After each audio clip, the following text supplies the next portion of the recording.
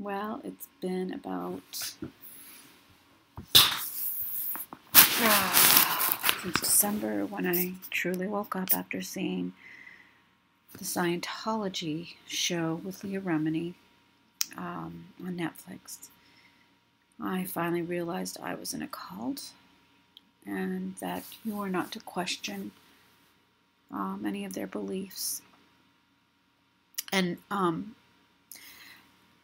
it seems like I played along with that religion as long as I could. Of course, I wanted it to be the truth. I wanted to live forever in a paradise on earth, and I believed that was God's will. And once you decide that a religion knows the future and knows God's will, you kind of hang out around a little bit longer. So what I want to say is, was it harmful?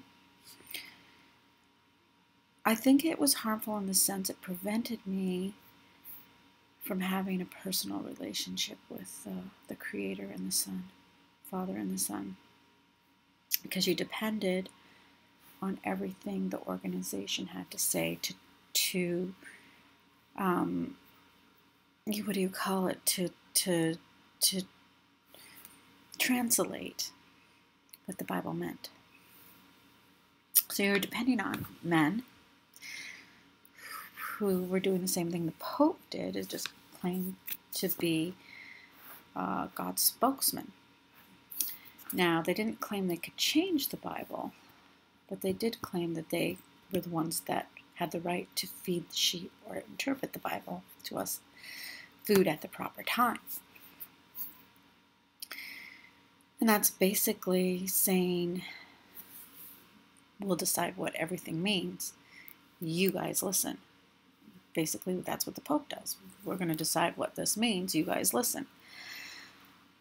So that's one of the things I didn't like about that religion. I thought we changed when we realized something was wrong. I thought that's what made us so great. If we caught us teaching a false doctrine, we would change. And how would you know a false doctrine? Well, like anything that we believed as Jehovah's Witnesses, is that their fruit. You will know them by their fruit. And the fruit I saw here was one of the things that I saw that was positive, is they put down their swords. And that was important to me. And they weren't part of the UN or any nationalism. And then you do history, then you do background checks, and you find out how they were in the UN, how close Rutherford felt to Hitler and his schemes. So I just don't know how. I'm in a place where I still don't know how to put this all together. Should I use it to become an activist? Should I use it just to go get my freedom and serve the Creator out of my heart and out of because I know what I want to do, what's right, and I don't need a man-made organization who claims to have God's Spirit when their fruit is showing me that they don't. An example of that is everything these child abuse people say is apostate lies. I know that's not true because I have a personal experience with that. And that really hurt me to the core, that if you're in one of these congregations and you've been sexually abused, you are now part of apostate lies if you reported it and the brothers didn't do anything, or the elders didn't do anything, society didn't do anything, because they don't have another witness. Leave it in Jehovah's hands. That would be all good and fine if all of a sudden Jehovah fixed it, miraculously took care of it, and you saw this healing happening to these people. But 20 years, 30 years, 40 years, 50 years, no apologies, no compassion to all these members that have had this happen to them. And instead what we hear is, these are apostate lies. Because they don't want to get caught doing what the Catholics did. Hide their, members, their priests. So,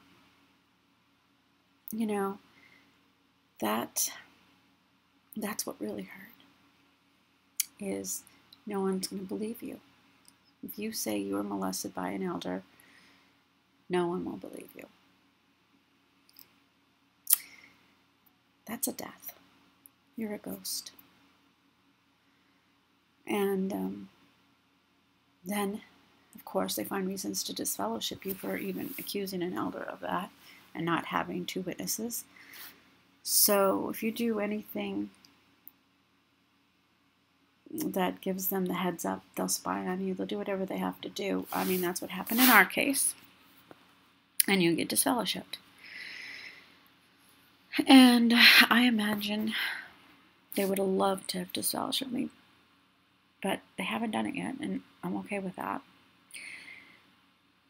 Because I don't believe in that way of thinking anymore.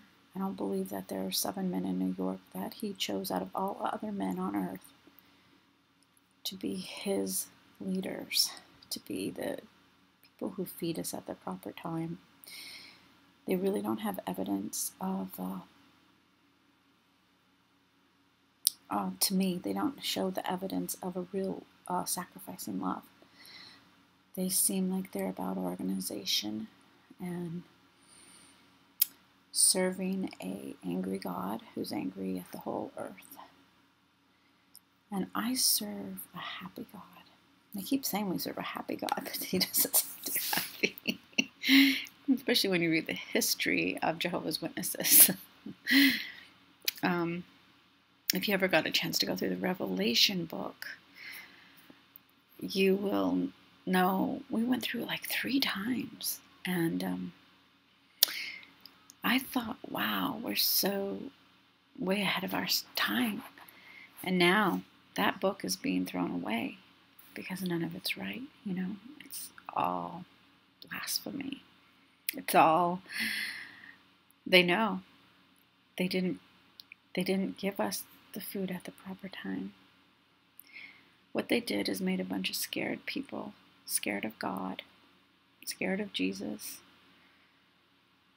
hurting their kids to make them sit still for 2 hours and at the assemblies for 8 hours. Beating their kids at home if they're being kids. Not allowing their kids higher education. Although some do it anyway and get away with it if they do it right. And you have to pioneer while you're in school. That was what it was. If you're going to go to get higher education, you better pioneer while you're doing it. And a lot of kids did that. I mean, I'm so amazed. These were homeschool kids, though. So they believe everyone they're going to school with is satanic. So they don't make friends. They stay within the cult. And they're very they're very, what's that word?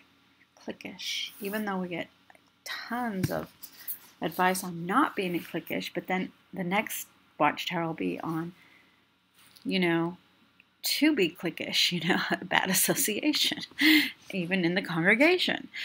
So one second we're told, trust our brothers and sisters, and the next second we're told, oh no, that's only for the, good ones, the ones that are out in service, pioneering, and So you just get so many mixed messages. It's just crazy. One second you feel like, yes, they're going to love me, even though I'm not a pioneer and I'm not all the things, that you want to be, and as a witness. I mean, as a witness, your goal is to be a pioneer. And if it's not, people are supposed to be pioneers. So if you're not, you have to have a chip on your shoulder so you can look at all those other people and say, don't judge me for not being a pioneer. If you were raised in the truth, you know you're supposed to be a pioneer and you're not. You just have to hate everybody, and it's so sad.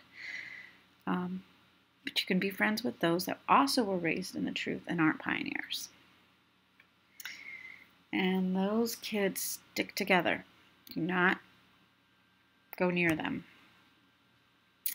And the older people in the congregation will love you. I mean, they are sweet. There's a lot of older, sweet people.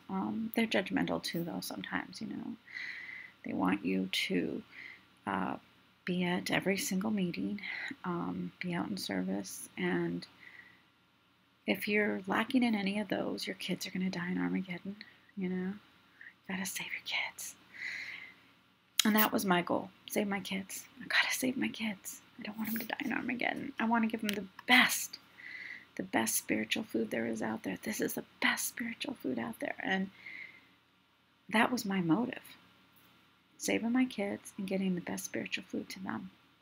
I was organic. I was, that kind of person. And when I found out this wasn't the best spiritual food, that it was a cult, after 35 years, and knowing that they're going to come after me, eventually, because now I'm beating up the brothers, when actually they've been beating up Christians for the past 100 years.